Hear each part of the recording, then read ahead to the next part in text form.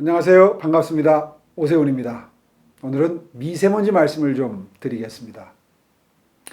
그동안 자화자찬 같아서 별로 말씀을 안 드렸었는데 여러분들이 정말 신경 쓰시는 이 미세먼지, 제 임기 5년 동안 무려 3분의 1 정도로 미세먼지 수치가 감소했습니다. 제가 취임할 때 연평균 61, 62 마이크로그램 퍼 입방미터 정도였던 것이 퇴임 시에 한 40 정도로 떨어졌으니까요. 무려 20 정도가 떨어진 거죠. 기억나실 겁니다. 하얀 와이셔츠를 입고 나가시면 요 목 있는 데가 새까맸었죠. 하루만 입어도. 또 요 손목 부분도 까매졌었고요. 근데 어느 순간 그런 게 사라졌습니다. 한 사흘 정도 입어도 급할 때는 괜찮은 정도로 미세먼지 수치가 좋아졌었죠. 이렇게 됐던 비결, 이걸 따져보면 앞으로 우리가 무엇을 어떻게 해야 될지가 해답이 나올 것 같아서 오늘 좀 말씀을 드리려고 합니다. 비결이 뭔지 아시는 분들도 계실 겁니다. 뭘까요? 한마디로 경유 차량입니다. 제가 취임할 때 시내버스가 한 7천여 대, 마을버스도 또 몇 천 대 있었죠. 그래서 약 9천 대 정도의 시내버스와 마을버스, 엔진이 경유를 쓰던 것을 기억나실 겁니다. 압축 천연가스라고 그러죠. CNG 엔진으로 개조하는 작업을 했습니다. 물론 돈이 많이 들어갔습니다. 수천억 들어갔죠. 그런데요, 엔진을 이렇게 바꾸면 탄소 알갱이, 까만 미세먼지가 거의 나오지 않습니다. 이렇게 해서 서울 시내에 약 9천 대 정도의 버스의 엔진이 바뀌면서 수치가 푹 떨어졌던 거죠. 당시에 버스 엔진을 바꾸는 것도 심혈을 기울였지만 그거 외에도 기억나실 겁니다. 각 구청별로 한두 대의 물청소 차량을 배치를 해서 새벽부터 물청소를 한다든가, 이 RV 차량이라고 그러죠. 우리 레저 차량, 4륜구동용 차량을 그 LPG 엔진으로 바꾸는 작업을 한다든가, DPF, DOC라고 해서 매연 저감 장치를 RV 차량 뒤에 장착하는 걸 의무화해서 정기 점검을 받을 때 이걸 꼭 하도록 유도한다든가, 이렇게 해서 노후 경유 차량일수록 많이 내뿜는 미세먼지를 잡기 시작했던 겁니다. 제가 서울시에 있을 때 이렇게 강력하게 버스 엔진 개조 사업을 할 수 있었던 그 바탕은 사실은 그 전에 제가 16대 국회에서 마련했던 수도권 대기환경 개선에 관한 특별법이 큰 바탕이 됐습니다. 이게 뭐냐면 이 엔진 개조 사업을 하는 데 들어가는 수천억의 재원 중에 절반은 중앙정부, 절반은 서울시가 부담한다는 그런 내용의 특별법이었는데요. 제가 서울시장으로 취임하는 거하고 이 법의 시행 시기가 한 달밖에 차이가 나질 않았습니다. 그래서 당시에 제가 운명처럼 이건 내가 해야 될 일이구나 하는 생각을 했었고요. 실제로 시장 선거를 하면서 잃어버린 수명 3년을 돌려드리겠습니다. 공약을 자신 있게 했던 것도 바로 이 법이 이미 마련이 돼 있었기 때문에 가능했습니다. 그리고 실제로 5년 뒤에 그 약속을 지킨 셈이 됐죠. 그런데 제가 퇴임 후에 벌써 10년이 지났는데 그래프를 보시면 아시겠지만 40 정도에서 약간 더 올라서 42, 43까지 올라갔다가 지금 다시 제 퇴임 시 수치를 그대로 유지하는 40언저리를 그대로 유지하는 수치를 보실 수가 있습니다.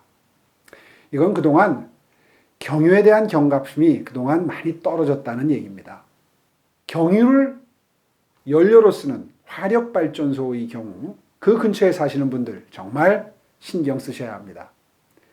그래서 원자력 발전에 대한 재고 다시 해야 되는 거죠.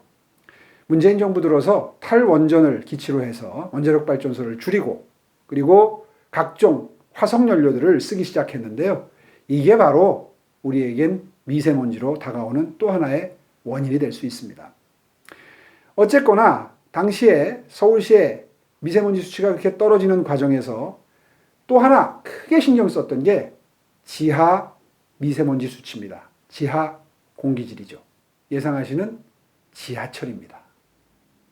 사실은 지하 공간은 밀폐되어 있기 때문에 한 번 미세먼지가 발생하면 바깥으로 배출되는 게 쉽지가 않습니다.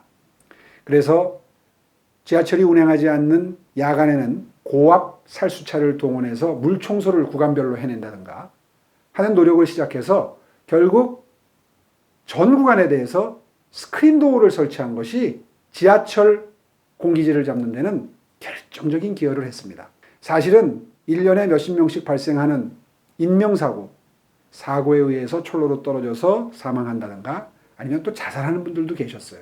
그런 분들에 대비해서 스크린 도어를 설치하기 시작했는데 이게 설치하고 보니까 지하 공기질 수치도 그때 제 기억이 한 10%에서 20% 정도 뚝 떨어졌던 게 기억이 납니다. 이렇게 해서 우리는 정말 적어도 지하 공기질 관리에 관한 한 런던이나 뉴욕, 프랑스 파리의 지하철에 비교해서도 훨씬 더 성공적인 공기질 관리를 할 수 있게 됩니다. 동시에 아마도 크게 효과를 봤던 정책은 서울 시내 녹지 면적 100만 평 증가, 더 늘리겠다 하는 정책을 차질 없이 수행을 했던 겁니다. 기억하실 겁니다. 북서울 꿈의 숲이나 조그마한 자투리 땅만 있으면 전부 다 나무를 심고 녹지를 만들어서 녹지를 100만 평을 늘렸습니다. 그것도 상당히 이 미세먼지를 잡는데 영향을 미쳤을 것이라고 생각합니다. 이렇게 해서 서울 시내 지하철 공기질도 좋아졌고 그리고 지상의 공기질도 좋아졌다는 사실을 감안하면 자 이제 우리가 어떻게 해법을 마련할 것인가? 이건 당연히 나오는 거죠. 경유엔진을 쓰는 차량들은 지금도 많습니다. 중장비차, 트럭, 지게차, 그 다음에 각종 관광버스. 서울로 치면 이제 지방에서 올라오는 관광버스를 관리하기가 쉽지가 않죠. 그 다음에 각종 RV 차량, 그것도 오래된 경유 차량. 이런 것들을 빨리 폐차시키는 그런 정책을 펴고 있는데요. 이것도 좀 실효성 있게 강력하게 시행을 해서 일단 경유 엔진 혹은 경유를 연료로 쓰는 걸 줄이는 것. 이것이 정말 미세먼지를 잡는 지름길입니다. 사실 중국에서 오는 게 연평균으로 치면 계절적인 들쭉날쭉 변화가 있지만 연평균으로 치면 한 50% 정도 되는 걸로 전문가들이 이야기를 하니까 우리는 일본처럼 되기는 정말 쉽지는 않습니다. 일본만 하더라도 중국에서 거리가 멀기 때문에 연평균 미세먼지 수치가 한 20대 중반 정도까지 가능하거든요. 근데 우리는 당시에 제가 낮췄을 때 제주도나 서울이나 비슷한 수치가 나왔던 걸로 봐서 정말 사력을 다해서 낮췄던 게 효력을 봤던 겁니다.